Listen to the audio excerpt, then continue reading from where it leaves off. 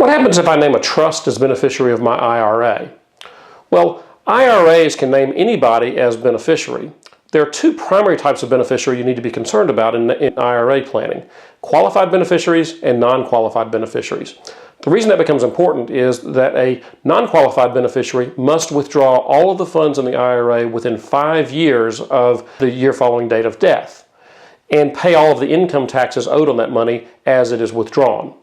A qualified beneficiary is entitled to stretch out the withdrawal amounts over their lifetime. They'll have a required minimum distribution each month, but that number is very small and will grow as the person ages, giving them the ability to stretch out the growth, the tax-free growth or tax-deferred growth of those assets inside of that IRA during that stretch-out period.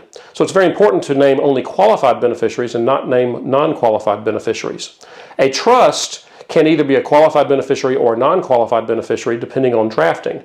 And so you want to make sure that you have a trust that is designed to be a qualified beneficiary if you're naming a trust as beneficiary of an IRA.